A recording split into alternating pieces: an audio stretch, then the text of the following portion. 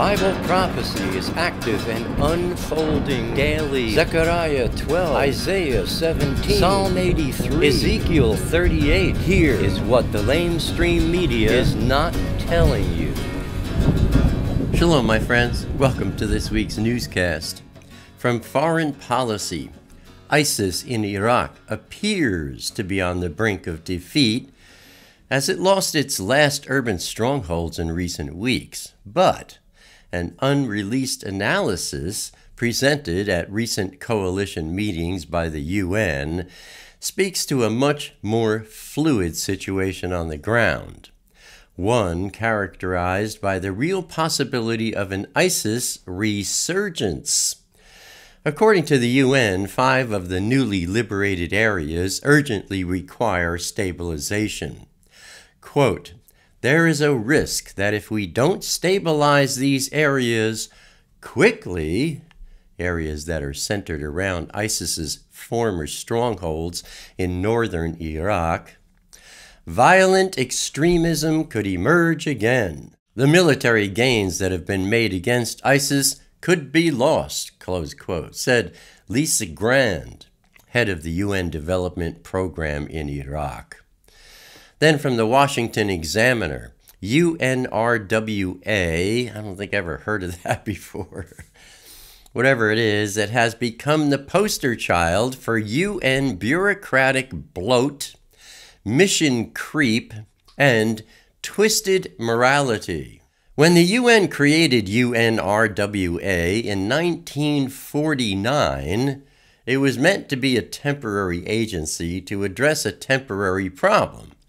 But Arab states like Egypt, Syria, and Iraq used it to undercut normalization with Israel and transformed an aid agency into a weapon against Israel. If UNRWA promises to take care of housing, education, and support for many Palestinians, this allows the PA and Hamas to spend their money on terror pensions, terror tunnels, and an arsenal of rockets. It's long past time to cut off UNRWA and ask the UN High Commissioner for Refugees to take over. From the Jerusalem Post, responding to the U.S. announcement that it would enact cuts in financial aid to the UN Agency for Palestinian Refugees, Israel's UN ambassador Danny Danon said on Tuesday, quote, "UNRWA has proven time and again to be an agency that perpetuates the plight of Palestinian refugees and encourages hate. Just over the past year alone, UNRWA officials were elected to the leadership of Hamas in the Gaza Strip. UNRWA schools denied the existence of Israel, and terror tunnels were dug under UNRWA facilities. It is time for this absurdity to end," close quote. P.S. from the New York Times, the Trump administration plans to transfer the American embassy to Jerusalem from Tel Aviv by 2019. Keep it up, Mr. President. Paul Skatarski from the Zeus Mossbender channel on YouTube put up another awesome video for us, my friends. It's titled, "Yahwahs Word, Rightly Divide, Rightly Apply. And man, oh man, does little Shaul ever drive a sharp point directly to the heart of the bullseye." I have a link for you below to watch this production of my good friend Paul. Of course, I doubt the Barking Dog crew, and that includes one named Francis, who made some comments in a recent video that only showed how he never listened to anything we've said, or his ears are full of wax. Who can tell which? Is there any difference? Not really. Thank you, my good friend Paul, for trying to speak to these people. Now, this Thursday's live stream, will it be another live event? Or will it be my first live stream extra? Well, I'll be asleep Thursday at 7 p.m. Eastern Time, my friends. But I might do a secret stealth live stream at some crazy hour. Who knows when? Sometime before Thursday morning. And if anyone's there, I'll recognize them and say hello. Otherwise, I might be all alone in the middle of the night on the dark side of the moon, but it will be live, and I'll be answering questions that caregiver gave me beforehand, questions that weren't gotten to in our previous live streams. Either way, everyone will see what happened at some point on Thursday. I'll, early in the day before I go to bed, I'll load it up. Now notice, my friends, if you have been using Google to search for truthful information, be it news items or general interests, or even Facebook, you are being sorely deceived. Such searches you make are not based on any kind of truth other than what Google and Facebook records of your movements on your personal computer. Yeah. Your search results are all based on your personal search history and interests and on nothing else. A Christian will never get anywhere near the same search results as a Muslim will. Same goes for moderates versus liberals versus conservatives. Polarized bubbles of information that are full of nothing but darkness is what is being delivered to you. Pay attention. Stop using Google. I'll put a link for you below again. What is it? DuckDuckGo.com. It's a search engine that doesn't record your movements. Turning to wars and rumors of wars. From Haaretz, Israeli Defense Minister Avigdor Lieberman said last week that Hamas is, quote, opening new fronts, mostly in southern Lebanon. And their attempts to establish a terror infrastructure in southern Lebanon and to threaten Israel from there are very worrisome.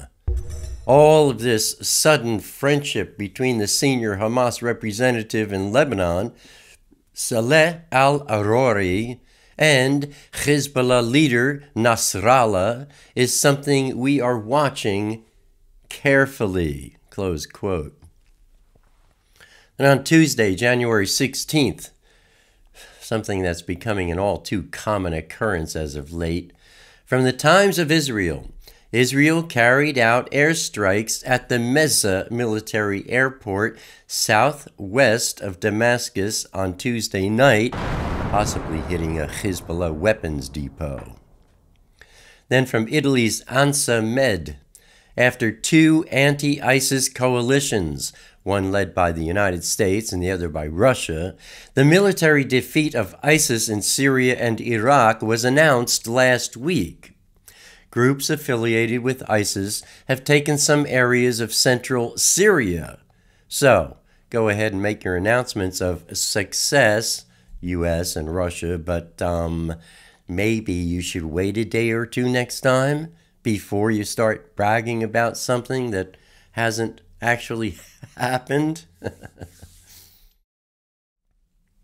Turning to our Intifada update on Tuesday, January 16th, from the Times of Israel, Army combat engineers detonated a cell phone-operated explosive device that was planted by Palestinians at the entrance to Joseph's tomb in Nablus in the West Bank early Tuesday morning, ahead of a visit by 1,000 Jewish worshippers. From the Jerusalem Post, Arab media reported that a rocket fired at Israel from Gaza struck a Palestinian home in Deir al-Balah by mistake. They do a lot of mistakes, don't they? They're kind of like the masters of mistakes. M&Ms. Palestinians. No, there's no Palestinians. They are M&Ms. Masters of mistakes. At any rate, it wounded 3 innocent civilians. Then on Thursday, January 18th, from the Times of Israel, Israeli special forces thought they had killed 22-year-old Palestinian, M&M terrorist Ahmed Jarar in the West Bank city of Jenin early on Thursday. Jarar is believed to have been behind the murder last week of Israeli Rabbi Raziel Shevach in a drive-by shooting. However, the body of Jarar was not found in the rubble of buildings destroyed in the operation. 1 M&M Palestinian was killed. 2 other members of the cell were said to have been captured, and 2 board... Should I stop saying Palestinian and, just start talking about M&Ms and you'll understand? I guess I can't do that. Anyway, 2 other members of the cell were said to have been captured, and 2 border police officers from the counter-terror unit were injured in the operation. Turning to our review of last week's news, the Trump administration is planning to transfer the American embassy to Jerusalem from Tel Aviv by the end of this year. ISIS in Iraq may appear to be on the brink of defeat, as it lost its last urban strongholds in recent weeks, but the real possibility of what's truly happening is an ISIS resurgence. Hamas is opening new fronts in southern Lebanon. Israel carried out airstrikes at the Meza military airport southwest of Damascus. Army combat engineers detonated a cell phone-operated explosive device that was planted by M&Ms at the entrance to Joseph's tomb in the West Bank just ahead of a visit by 1,000 Jewish worshippers. And a rocket fired at Israel from Gaza struck a Palestinian home in Deir al-Balah, wounding 3 innocent civilians. And that, my friends, is what the LameStream Media is not telling you. Abba willing, I'll see you here again next week. Until then, keep your wicks trimmed and keep your lamps ablaze. Shalom.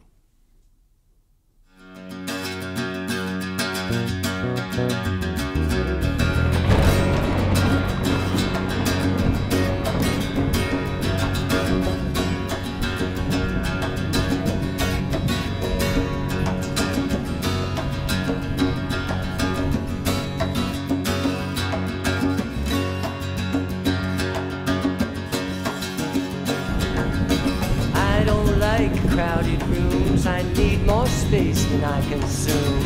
Enough is time alone with you, underneath a naked moon, sharing confidential moods and making chatter.